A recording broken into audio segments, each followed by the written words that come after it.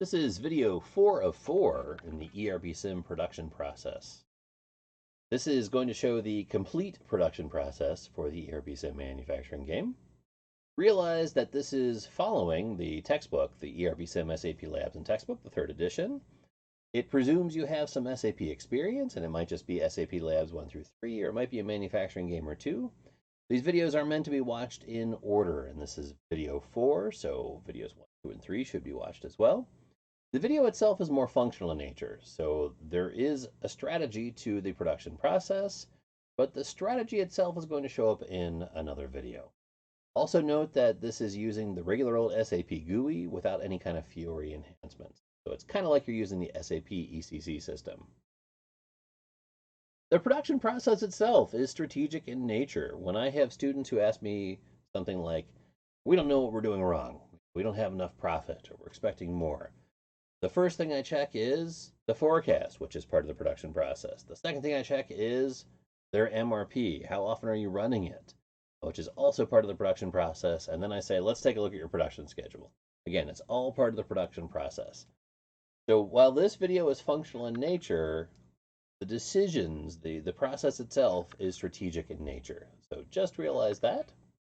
The reason why the production process is strategic is that expenses build up within the manufacturing game and in real life. So every simulated day, there are expenses that are accumulating. And the only way to have profit then is through revenue. You can't have revenue without sales, and you can't have revenue without production.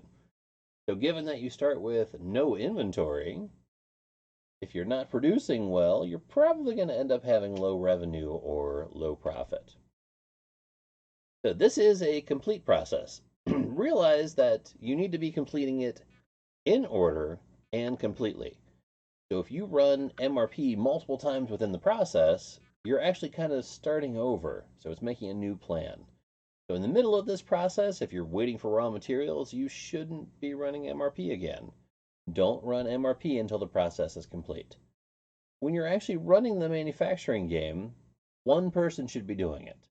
So you don't have one person running MRP and another person converting purchase requisitions to purchase orders, another person converting production orders. All of that needs to be one person keeping track of it. This is a role within the ERPsim manufacturing game. It's one person at a time who is doing the entire process. So don't spread it out among different people. This video is going to end up being a lot of button pushing. Realize that the job aid is able to walk you through it, so you don't have to memorize all these transaction codes. So just have the ERPsim manufacturing game job aid. I recommend you have it printed, and it will walk you through the entire production process. Realize it assumes you've done it before, and you just need a reminder. In addition to the different transactions and following the process, it has game parameters and details, and all of that stuff ends up being on the job aid.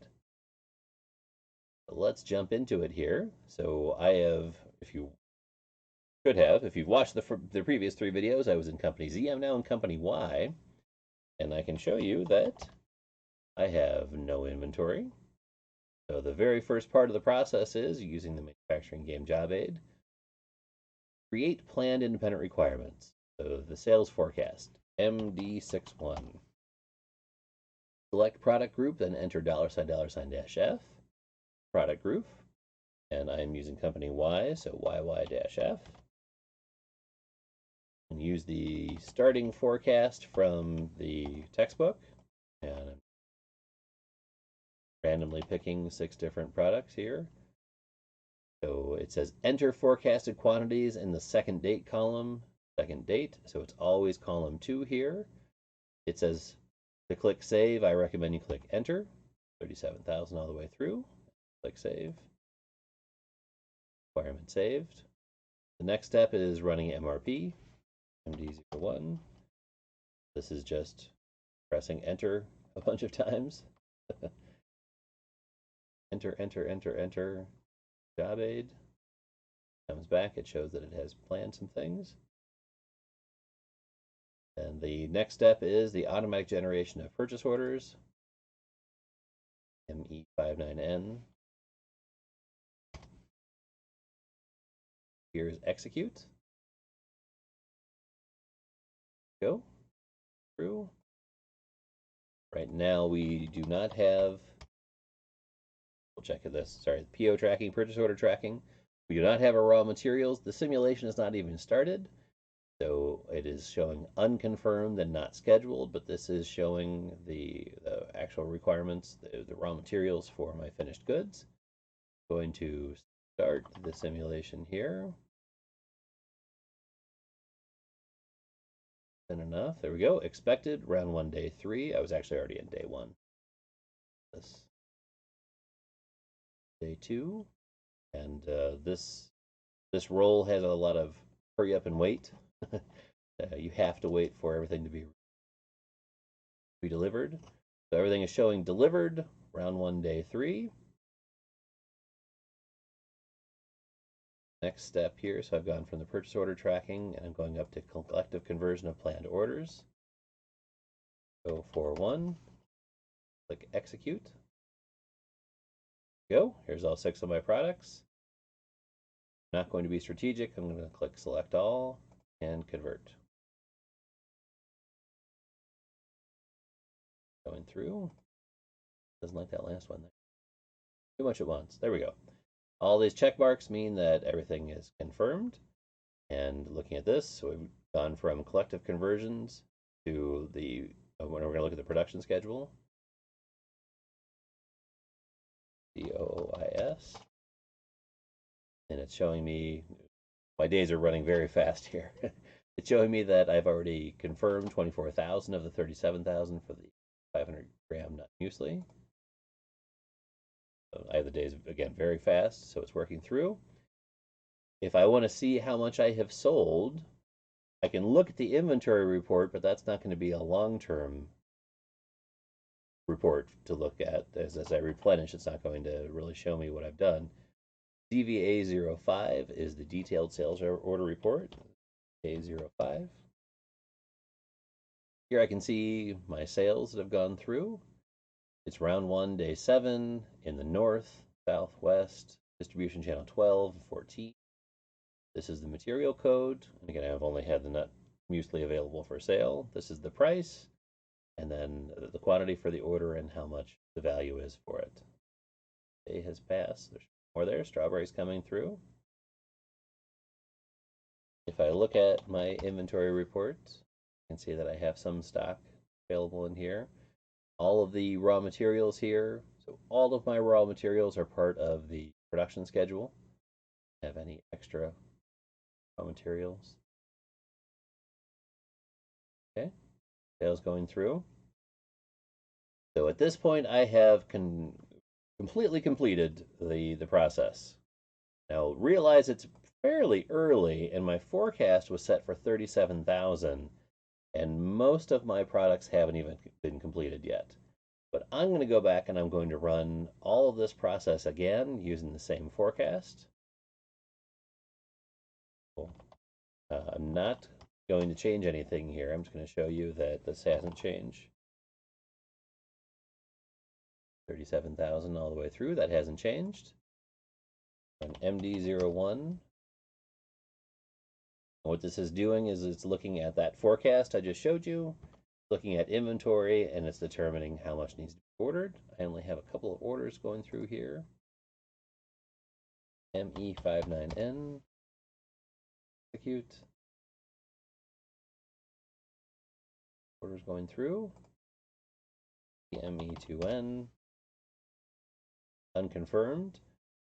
We have my days running pretty fast here, so I should be able to get an update here. Expected round 1, day 11. 1, day 10 right now. So just working through this. So forecast, I didn't change it on mine. You can change it. MRP, converting, watching for the raw materials to come in. That's where we are right now. So we're waiting for round 1, day 11. See when the raw materials come in.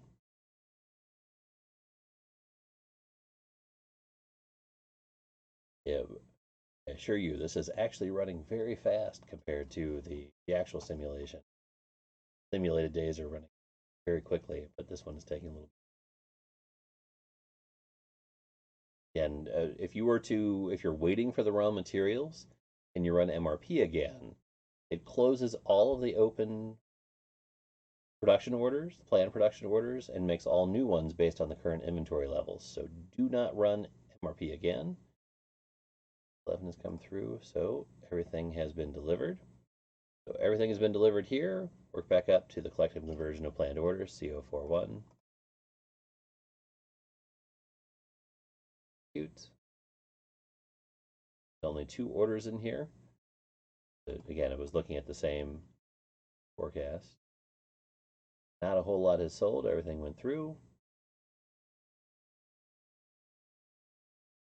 OIS.